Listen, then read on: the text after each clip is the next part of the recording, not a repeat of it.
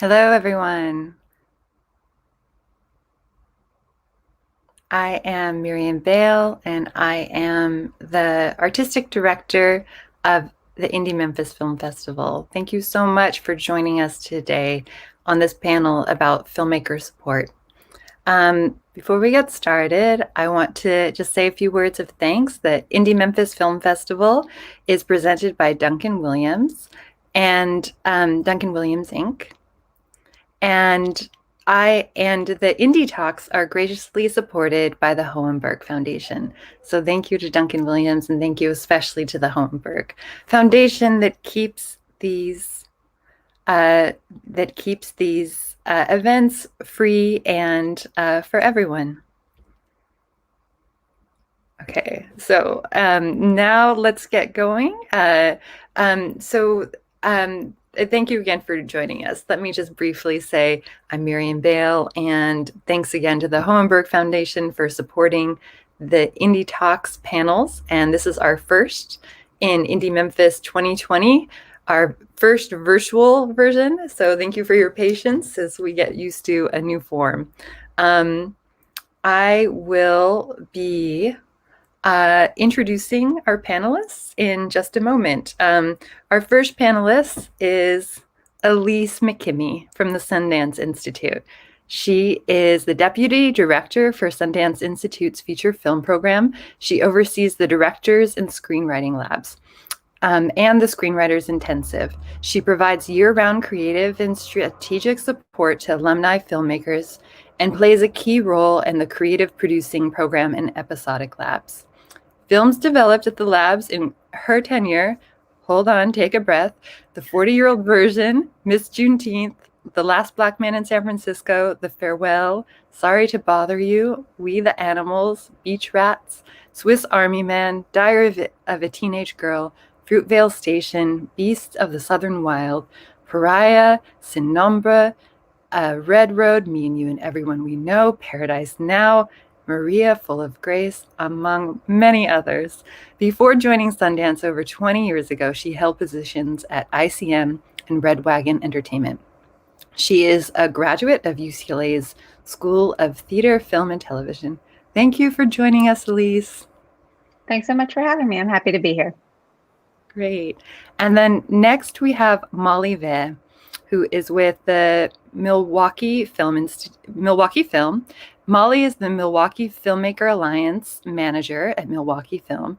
In this role, she oversees filmmaker and artist services for the local filmmaking community.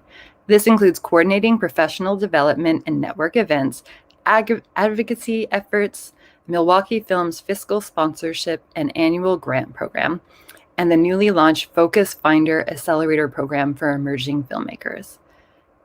Welcome, Molly. Thanks for joining us. Thank you for having me.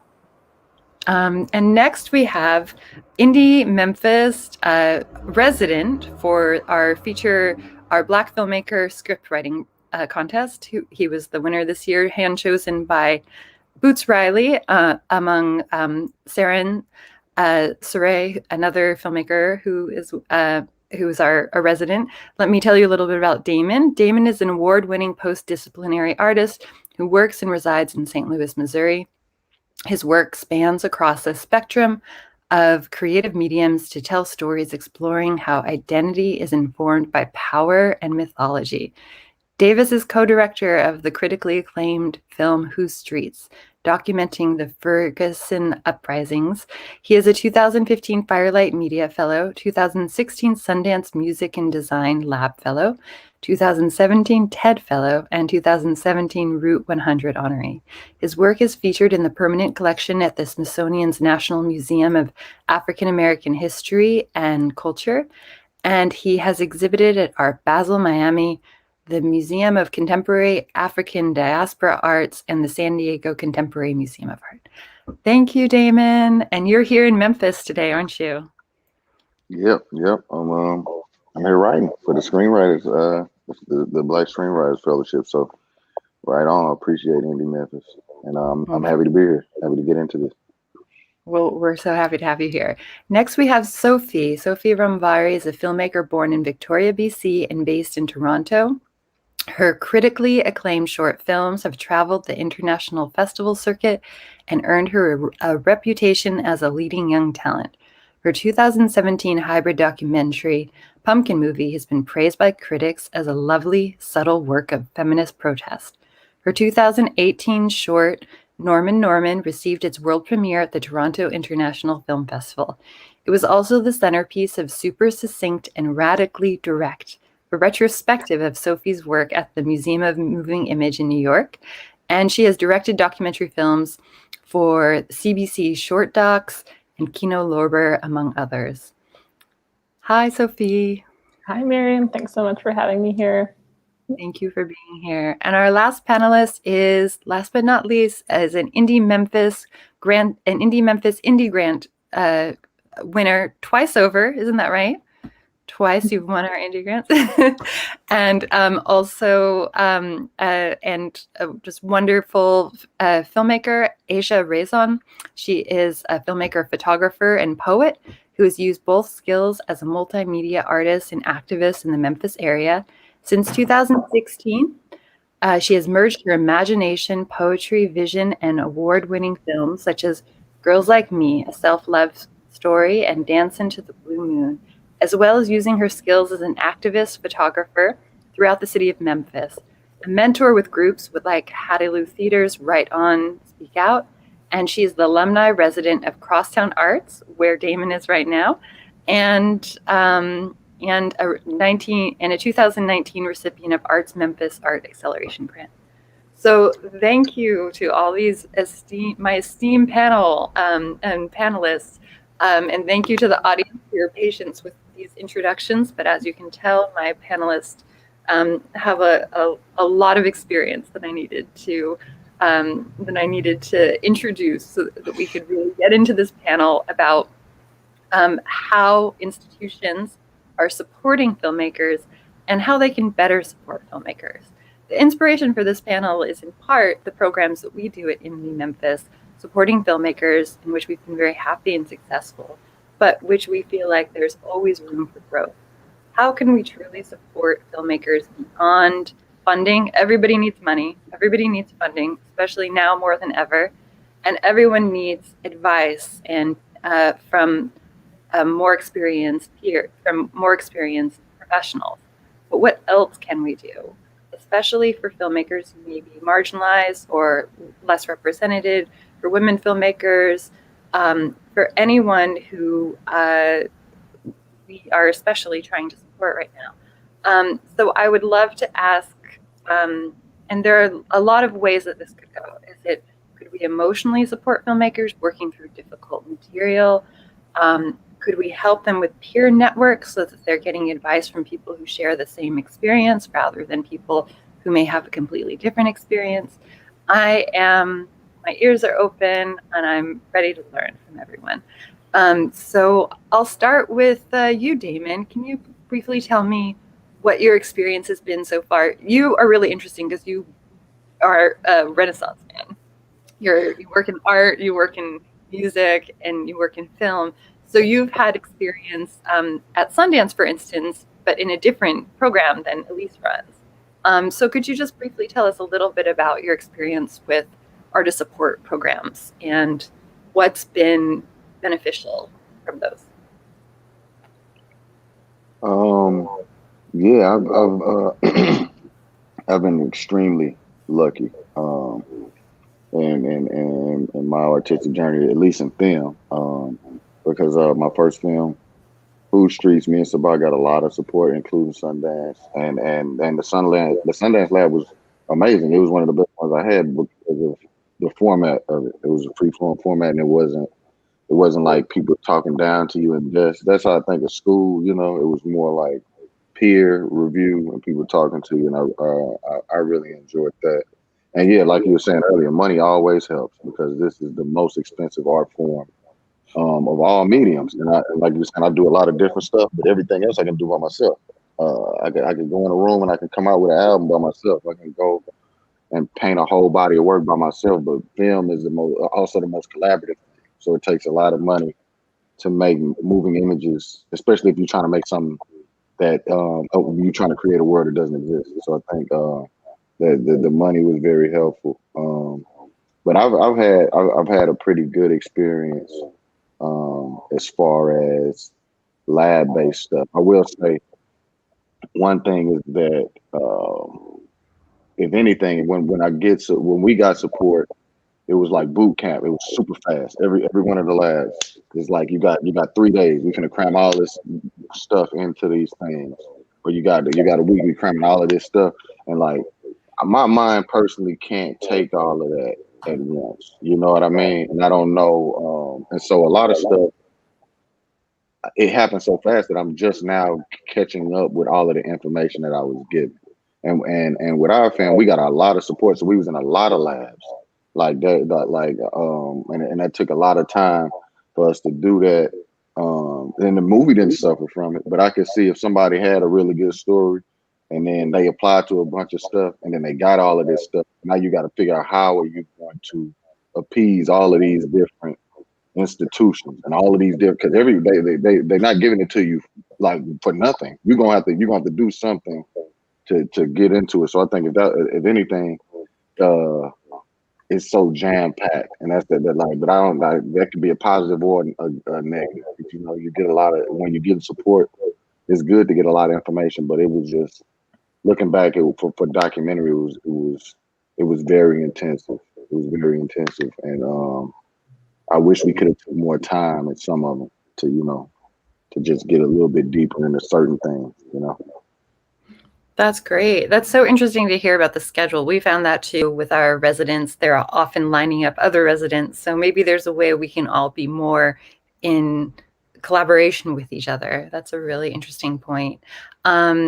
Sophie, do you want to talk about your experience? I know you recently did a residency in New York, and can you talk a little bit about that and other filmmaker supports that have been useful? Absolutely, yeah. So last summer I did a residency at Union Docs in New York, and it was a sort of incubator for research and development on a feature documentary project. And what I really liked about the program is it wasn't about writing a script or coming out with anything tangible, really. It was just like a place to talk about your ideas and workshop whether or not you even wanted to make the film. And there's not that many spaces that offer that sort of that preliminary of a space where you can actually workshop your ideas without having committed to the idea. And I think that's a rare thing to find. Usually you have to have committed to the idea, and that's a really scary and hard thing to do when you're committing to something as big as a feature film. So I appreciated that they offered such a specific space to filmmakers where you could actually talk with other filmmakers in a similar stage and have a really supportive dynamic between the people who run the program. And they brought a lot of really great, experts and industry people who are actually working and making films that we all actually like and want to make films that are similar to. Full transparency, it wasn't funded by anyone. It was paid. So I paid, I applied to go and I paid to be part of the program. And I was able to do that through, funding that I had, worked for on my own. But I thought it was really valuable, regardless of the fact that they were not able to support every person financially. But in terms of other filmmaker support, I haven't had a ton of experience with labs, and I think it might be because I'm mostly at this stage a shorts filmmaker, and I think a lot of the programs that exist are predominantly for people who are going into feature filmmaking.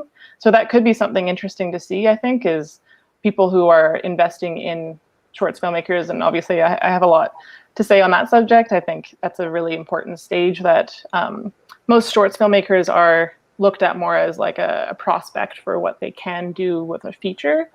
But I think getting together people who are interested in making short films and dedicating time to making short films could have a lot of value in terms of really supporting filmmakers that aren't even necessarily in the early stages of their career. They're just really interested in making short work because it's more feasible financially. So that would be something I would be really interested in seeing is a space for shorts filmmakers to to come together and have that support also. That's interesting. Yeah, is there an echo? That's okay. That's interesting that you did that your residency was you had to pay. I didn't realize that. And but I think that's really interesting. I should also point out that Sophy is Canadian, and so has been able to is in a country that supports the arts and there's government funding, unlike this country. And so you've been able to travel, getting government funds, and this sort of thing. So you have been able to get funding directly to go to festivals and make your work through the Canadian government in different ways. Is that correct? Yes, so there is a process for applying through the grants system here, which is such an insane privilege. And I think I only really recognized it once I started to go to American festivals, especially regional festivals, and having conversations with other filmmakers and just realizing that even the fact that it's an option, it's a very competitive program, but it's the fact that it's supported by the country at all is incredible. I think for the most part, the granting that I have been provided by them was for bits of travel here and there and research and development. But I haven't done very many specific programs within Canada or within the US. But of course, just having any financial support is like, it's everyone needs that. And it's very much the Canadian funding system is very much interested in supporting like artists who are not necessarily career driven, which is also a huge benefit to their benefit. Yeah. That's great. Yeah. Thank you. And Aisha, can you tell us a little bit about your experience with filmmaker support? Yes. Over the last couple of years, from 2016 on, of course, I've had a lot of help through Indie Memphis. When I first started doing film back in 2013, for me, it started off as a hobby, but something that I wanted to pursue and move further with, but didn't know how, didn't know the right people to talk to or who to go to or anything else. I didn't even know that Indie Memphis had anything such as that until 2016. After I finished a short called Your Rightful Name. And my first grant, I got $500, which was helpful because, this was going toward going in and creating my first throw out there in the universe film, Girls Like Me. With that helped for me to find a camera, for me to do the little things that I needed to do and such. And I never imagined that I would be able to go any further until I got the second grant, which was, you go from $500 to $13,000 with in-kind, with all these different things that were absolutely helpful. Being able to go into a company to go and get the right equipment, the right lights, all these different things, they were helpful. People always ask me, how do you end up getting so many grants every year? And it's research, because I didn't know that these things were out there. Last year, I received help from the Arts Accelerated grant, which was really big. I couldn't imagine getting something like that for them to be able to push my photography and filmmaking into a higher height. And not only with that, but to be educated with a lot of the information that I got, to get some of the help, getting mentoring. That was also a huge part of it. Someone who was behind me to push a lot of the things that I was trying to do, taking classes in between that. Right now, I'm back in school, finishing up my associates, in theater arts, because I want to build a bigger production company than I have right now. And the financial help is always great to have. The support that you have with the people that are behind a lot of these grants, between Tracy, behind the Arts Accelerated grant with Arts Memphis, Mary over at Crosstown, she's always had my back, Miriam, as well as Bridget, who have always been there for moral support, You know, many times Bridget has had to like help me get off the roof and not fall. Having those things have always helped. It's helped me become more motivated and finding different ways and different avenues, not only to push my films because I love making shorts. I've finally realized what type of short I love making, and it's being creative in an experimental way. But having those people to have my back and put me, you know, into a higher phase of it, to push me to go further, knowing that Memphis is just a blip on the screen, and I can go in other spaces. I can go into Africa. I can go into Poland. I can take my films to London and Canada, St. Louis, all these great spaces that I would have never imagined going. Even now, you know, with COVID, I'm able to explore a lot of different avenues, which has been really great in being a part of not only the film festivals, but some of the labs, some of the programs. They're pushing me into a better space. That's great. And I also want to shout out Joseph Carr, who runs our artist support program, including the indie grants. And Aisha, isn't it true? Did you buy a camera with one of your cash awards? Yeah, I did. So my first year after I won the grant, which I didn't even know that I won, I was surprised, shocked. I went to go and look for a camera, and a friend of mine said, "You need to get a Sony." I said, "I can't afford a Sony." Nearly.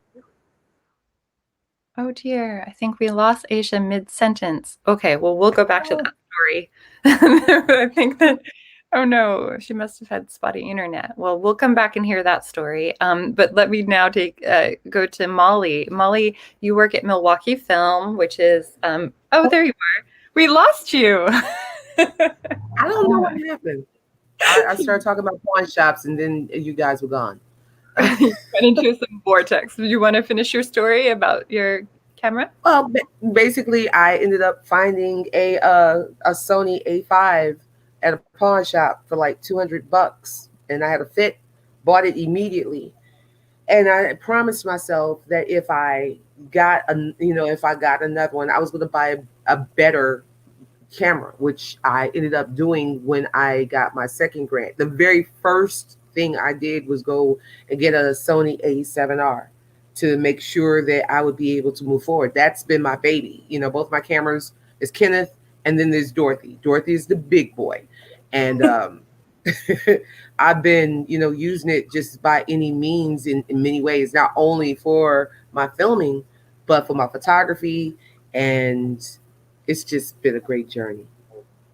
That's so great. So it doesn't just go to one project, but long-term for your career, so you can make sure you can keep making it. Exactly. After. And I'm getting ready to move up to like the Sony S2, so we worked. Thank you. So Molly, can you tell us a little bit about how long have you been at Milwaukee Film, and how has the artist support program developed since you've been there? Sure. So I have been at Milwaukee Film for a little over 2 years, and I was brought on mostly to do professional development, event planning. And as things have continued to shift, I've sort of taken a lot of it under my wing, which is fun. But there was a study done in Milwaukee that Milwaukee Film brought in an outside data collector, for lack of a better way for me to explain it right now off the top of my head, who looked at the Milwaukee scene. Milwaukee is a big city, but it's also a really small city. And it's on the coast of Lake Michigan, but maybe not one of our big coasts that we think of when we think of film. And we found that there was something like 5 times more people employed in Milwaukee in the media arts and the video production sector than there was in beer, which is what we are maybe best known for. And we recognized that a lot of that was coming from people being siphoned off, resources being scarce, and so people protecting them, and maybe just not having a space or a way to access one another. Funding is obviously always key. And so I came in when we we're in the process of moving our filmmaker services, our artist support services from into a more expanded year-round project. So we do have a 15-day festival that we are also in the middle of. And that was sort of what we had been known for at the time. And since then, and since I started, we have acquired an art house cinema. So we lease a cinema here and program art house work when we are allowed to gather in person. And then we really wanted to use that opportunity to gather filmmakers as well, and really support our local filmmaking scene. And then also, how can we, build that out? So since I've been here, we have invested, we have an annual grant that we do every year during the festival. And over that period of time, we've invested, I can do math very quickly in my head. I should have known this beforehand, but over $300,000 of cash. Last year was our 5th year. Of those 5 years, 4 of the films that we've helped fund have premiered at the Sundances, Tribeca, South Bys of the world. We also then gave around the same amount of in-kind support services. So it's a really great way. I love doing this grant process because it's a great way for us to really help and get into our community here. And then this year, something that I'm very excited about, we received funding from the National Endowment for the Arts based on a grant application we've been working on for over a year to launch a small cohort-based accelerator program that we've dubbed our Focus Finder Accelerator. Because one of the things we were learning is, yes, you can give money to projects. Yes, you can invest this way. We can help with resource, but something that people are really missing, particularly in a city with pretty horrific history of redlining districts and segregation, that we weren't bringing communities together in the way that we could be. We were doing one-off professional events, but this cohort allows similar level filmmaker. We've done a couple of things ourselves. We're trying to take that next step to come together, work together, learn from one another, and then also bring in industry to Milwaukee from those New York and LA spaces so that we can keep our people here, which I know is something Joseph and I have talked about a lot from Indie Memphis and Milwaukee Film are similar in that way. Like, how do we build our industry and keep our people here while giving them the tools to be able to navigate the industry that exists elsewhere? So that's something that's happened, and we're trying to invest in our people that way. So lots has changed this year, which is weird because it was a year that I didn't know it would all change. Interesting. Yes. And that's a big concern of ours, definitely, is how do we build the industry in Memphis while making sure that if it benefits a filmmaker to go to LA, that also happens and build up those networks. It can be a tricky challenge. And Elise, has filmmaker support always been part of Sundance? Yeah, absolutely. And ever since I've been here, at least, we offer a number of lab-based programs that most typically, not always, but most typically support a filmmaker with a piece of work, a piece of material that they're trying to develop. But I typically say that the participation in a lab program, at least on the feature film side, that participation is really the beginning of our relationship with the filmmakers and the artists that we support. And we're really committed to remaining a creative and strategic advocate for these artists throughout the lives of their projects and often even beyond that. Can you tell me briefly, you've been at Sundance for 20 years, around 20 years. Can you tell me how the feature film program has changed? How has it developed? I know that you've been there 20 years, so that's a long answer. But if you could briefly say some of the ways, especially in the last few years, I know that you've launched some new programs and how. Yeah, thank you. Mm-hmm. Sure. Yeah. Really, it's just expanded, and I think a lot of that expansion has been about both us trying to be responsive to the needs of our community and of the artist community, but also to be proactive and to sort of shine a light where we see that support is really needed. So when I first started working at the feature film program, the core labs that are still the core labs were basically the entirety of the program that we ran on a yearly basis, meaning the screenwriters lab and our directors lab.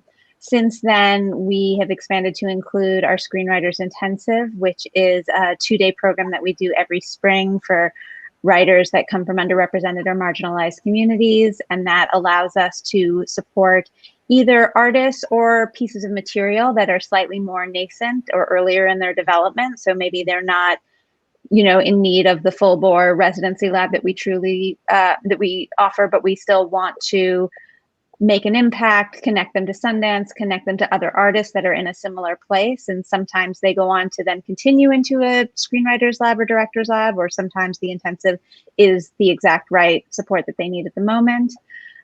We also developed a fellowship and lab for creative producers, and that's something that exists in both the fiction and the documentary programs. We expanded to episodic. That's probably one of our newest programs, but even that has been around for 6 or 7 years now.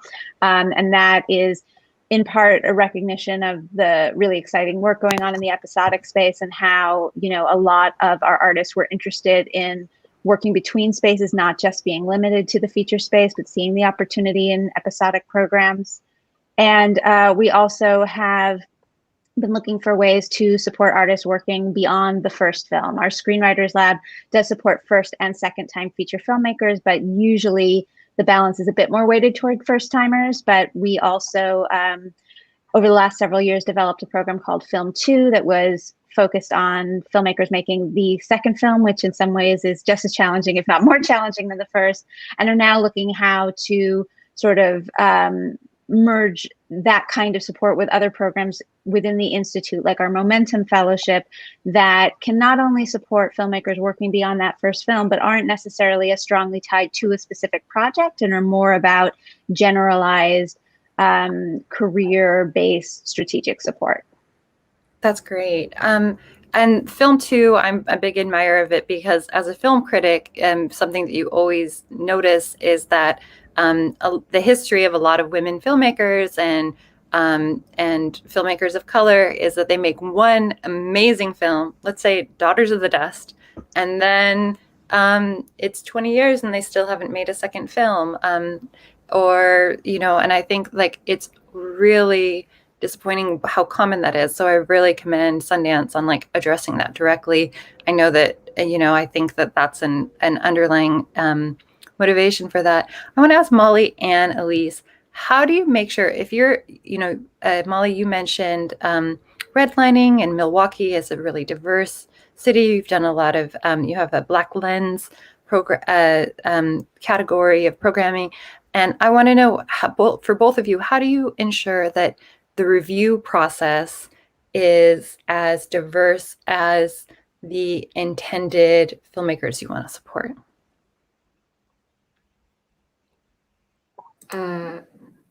I guess I can go, since she's, so in terms of our filmmaker support, if we are doing something, say our grant, any of our juried awards, anything like our accelerator, this is a great one. So our accelerator jury, I always start by trying to be really upfront about what we are looking for. We're trying to represent the city as it's made up and the people who are making and telling stories here. And so if we can have our jury represent that in terms of not only the kinds of people, but the kinds of work that are being represented, that's usually where I start.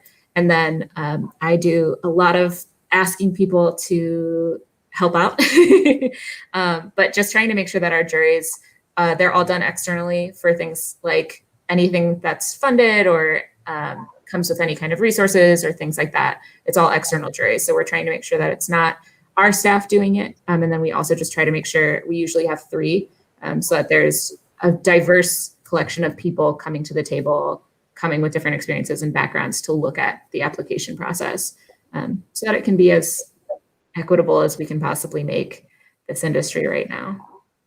That's great. And Elise?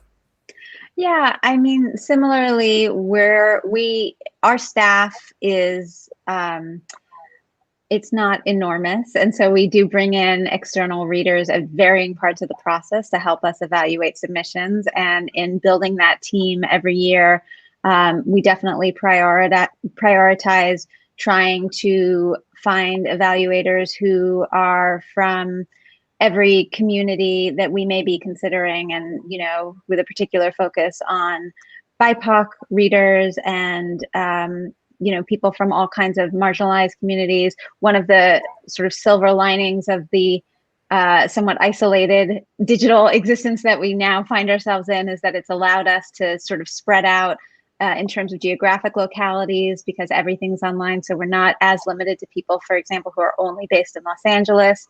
We also, in the later stages of our process, have a selection advisory committee who look at a shorter list of projects for us. And we always populate that with our own alumni, people who have been through the process, who understand, really have a deep understanding of what our values are, and understand also the right timing that is most advantageous for an artist and a project to participate in our programs. And we're constantly having conversations about how we can make sure that we have truly equitable access and input at all stages of the selection process. That's great. And I know specifically, Elise, that you're not just waiting to see what comes to you, that you're proactively looking for new work by filmmakers, by BIPOC filmmakers and other, Yeah, absolutely. I mean, we will always maintain, we do have an open application for our development track, which includes the Screenwriters Lab and Screenwriters Intensive. And I feel very strongly about always maintaining that, so that you don't have to know someone or know someone who knows someone's in order to get your work in front of us. But by the same token, a huge part of our work every year is direct outreach. And again, trying to get just beyond the friends or the people who are on the list that are what people would term the obvious sources, and really try and connect with people who might not know what the Sundance, have heard of the festival, but not really know what the Sundance Labs are, or look at Sundance and say, oh, Sundance, they're not interested in me. That's, they would never pay attention to me. I think that our mandate is discovery, and in order to really fulfill on that mandate, we have to constantly be pushing ourselves to reach beyond the sort of friends of friends and the expected avenues. And sometimes it's just about putting the word out, because, we do, for example, for this development track, you need to have a complete draft of a script in order to apply. But often what I'll say to people is, here's what we do. This is what the deadline is this year. This is what the deadline is next year. I always say the free gift I can offer any filmmaker is a deadline. And so even if you're not ready now, come back around, keep this in the back of your mind, use us as a motivator, as a catalyst to get your work in front of us. And there will always be that opportunity to submit your work and have it considered. That's great. And I'd love to see the due diligence that you do there, because I know in the programming world, there are a lot of programmers who say, we just couldn't find BIPOC or women filmmakers without, they're all out there, without doing that, that just a little bit of jigging. Okay, now I'm going to start asking my panelists some harder questions.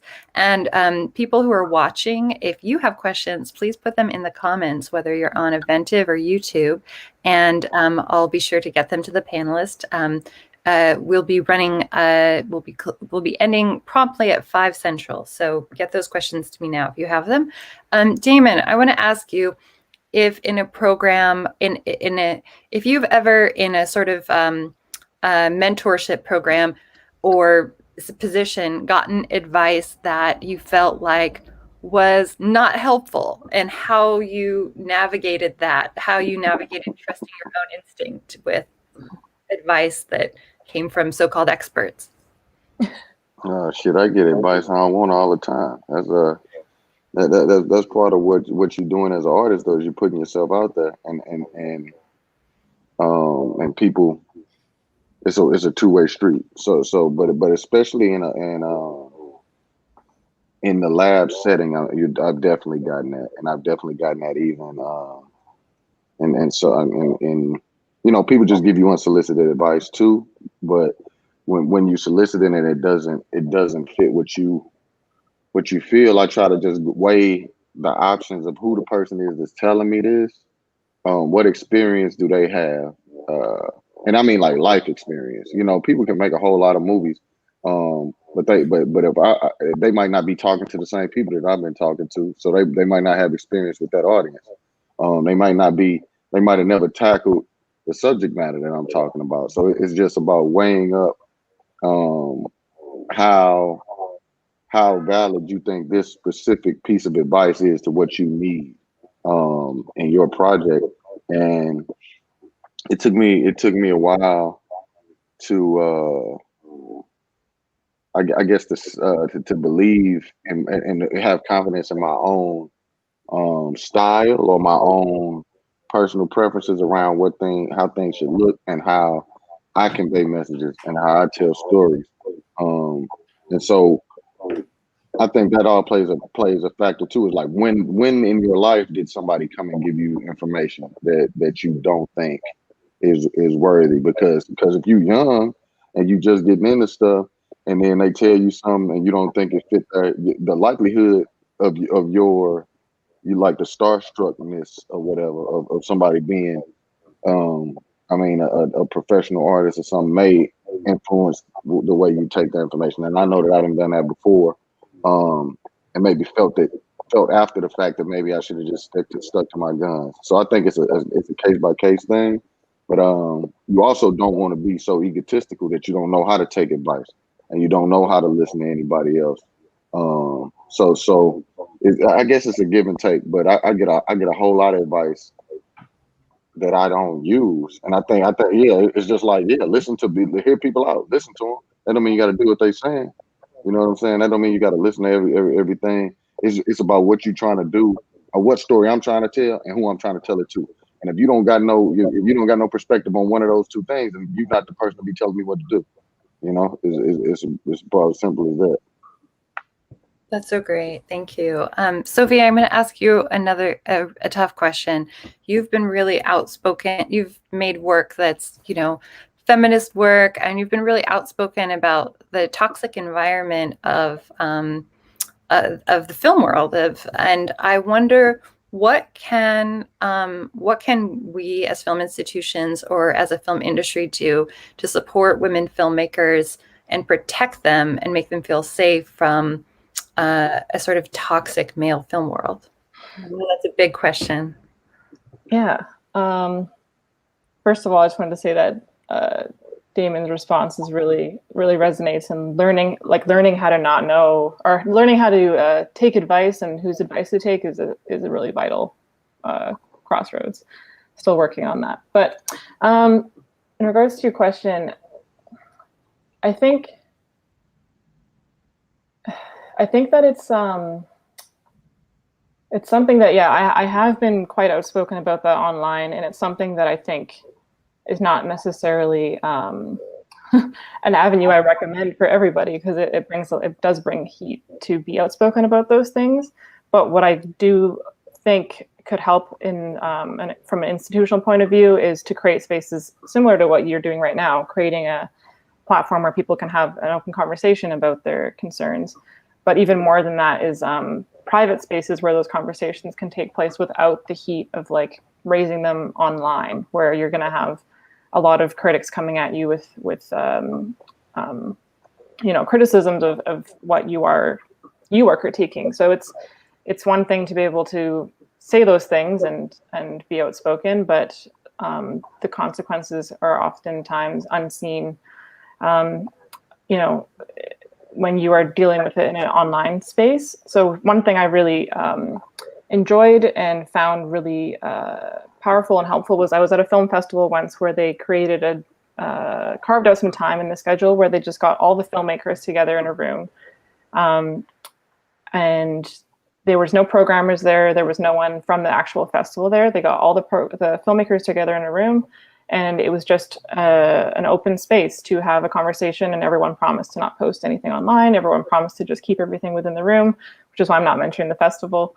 But that created a really a sacred space, I think, where you could ask questions that maybe are too scary to ask online or in any sort of professional forum, because sometimes filmmakers don't want to ask questions that could have repercussions to their career, like questions about power and dynamics and toxicity are not necessarily things you want to associate with in a context like online.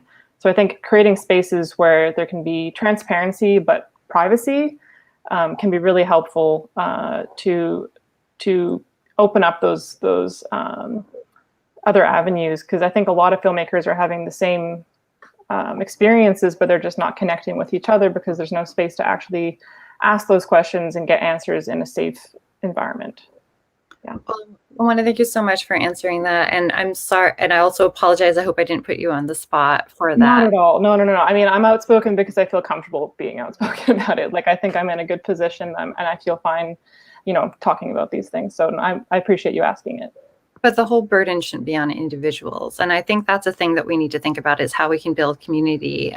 Even just on a very different note of community, our residency program started with one person. We built to 2. Now we have 3, and the 3 has changed the dynamic. Our 3 residents and fellows are supporting each other and listening to each other and critiquing each other in a way that is so essential. And so I think that's something I'm really conscious of how we can build communities and not put burden of being outspoken or tokenization or representation or any of this on one person. Like, we need to build community in that, in a sense of not burden any person.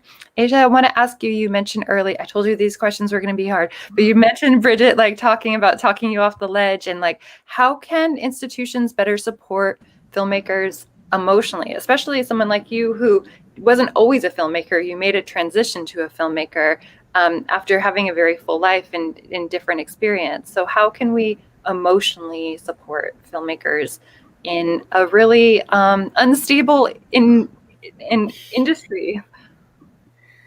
First of all, Damon and Sophy, you guys answered your questions so brilliantly, and I needed to hear that. For me, and for a lot of the filmmakers, especially if you're an independent filmmaker, one of the things that you hold is the idea that you have to do it all. You have to make sure that everything is done. I think that one of my biggest fears was failure. Especially, I've only been doing this but a few years. And so when you see someone else and you see their work, it's intimidating. I'm just saying it, for me. I'm still, I'm probably the oldest chick on this panel, but at the same time, I'm still the youngest chick in the game, in this. And so it's like, there's still a lot I'm trying to learn. It's the fear of being able to share all that sometimes in a space. You want a safe space. You want to know those people that are going to have your back, that can call you on some of the stuff that you need to be called on, but at the same time, they're supportive. For me, I can tell you to know those few, mentorships are huge. They're really huge. It's more than just going in and getting this grant. You have this money, you have these things, but I can tell you for myself, sometimes I need somebody I can go to and I can talk to that, hey, I need you to help me with this. Guide me in the direction, not just film-wise, but there are moments where you may be having problems with the cast. You may have problems with trying to get the equipment, or maybe you're just in the middle of editing and you're ready to pull out your hair. I'm surprised I still have hair in my head today. I've been bald many times, but the point of it all is you need that. I think my problem has always been thinking that I had to do everything. I've been the caterer. I've been the lighting person. I've been the grip. I've been everything, to the point that after a while, after I've done everything, I'm in bed. I want to hide from all of it. I don't want to talk about film. I don't even want to look at film. I'm not even watching films. I'm watching something that's just making me go dumb for a little while. I just want to be numb for a minute. But it's good when you have that moral support, that emotional support. I think someone mentioned it to me recently, another fellow filmmaker. Counseling helps because we also carry a lot of emotions. And when you have casts that become close to you, your crew, everything, when all that is over and you could be the only editor out there, you need to come down from it. It takes a lot. If you've ever talked to an actor or anyone in this industry, it takes a lot to come down after everything is done. So yeah, you do need some counseling. You need someone to be there for you and sort of get you past it, and be able to grow with it, because the editing process is hard. Coming down from the acting stage is hard. Everybody needs that emotional support, someone that they can go to and give all that. And yeah, other filmmakers, when the ego is out of the door, when you're able to share that, that's a huge thing. Because I'll admit, when I see someone that's really, really great, I get intimidated. But when they're able to shed a lot of that skin and they're able to share with me, it means the world to me. So I get a chance to learn a lot more and make a friend. So yeah. That's so great. Thank you. Your points about mentorship and emotional support remind me of one of the most frequent. We run something called the Black Creators Forum, and one of the most frequently suggested questions that people who participate in it wanted addressed was, how do you handle tokenization? And that happens at every level of BIPOC filmmakers and women filmmakers often. And I feel like that's a level of mentorship and connection that could be of real value in a more organized way.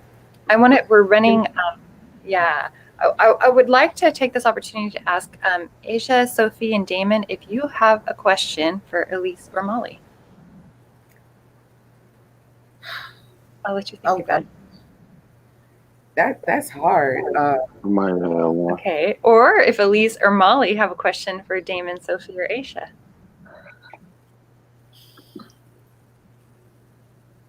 While you're thinking about it, do you have a question, Elise? Yay. I was going to say, or my question would be to you guys. What do you feel like is the most sort of daunting or challenging thing that you're faced with when you're submitting work to an organization like one of ours? And is there anything that our organizations could do to be more either welcoming or just clarifying in terms of making you feel like you have the best opportunity to put your best foot forward? I got an answer for that. I think all of I think it might have changed, but when we was making Who Streets, we had to do all of these damn forms, or all of these, like everybody had their own different, like their own different thing that you had to fill out, and it was basically the same questions, you just had to say it in a different way, and I like that. And I think that's a recent change, but like a unified form for all of the labs. And you write your stuff out and then you can just submit. And I think that's a good thing.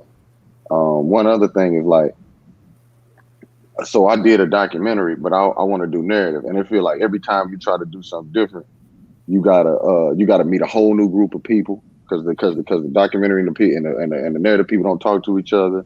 And it's like, you just got to keep proving yourself as a storyteller. And I know there are two different types of stories, or two different types of ways of going about telling a story.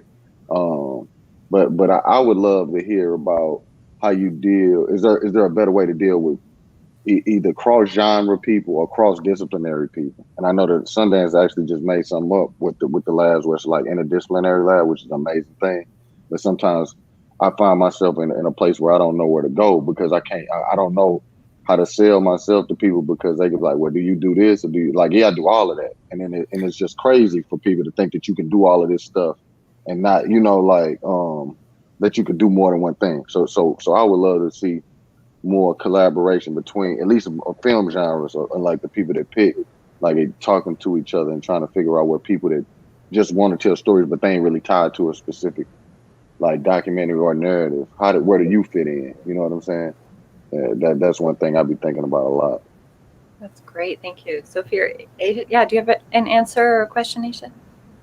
Actually, I wanted to sort of go with Damon on that. I think that especially as a filmmaker, I do shorts and I do experimental, but I also do narrative and I do documentaries, and I try to be as much multifaceted. So I guess the thing is you want to find those other multifaceted people that are, crossing each area without losing all that. I mean, I've had to, like, just like him, feel like I have to prove myself over and over again in different programs, because if I'm not doing a documentary right now, I'm not a part of that. If I'm not doing a narrative, then, it's like you're put out to pasture, before you even learn the next element.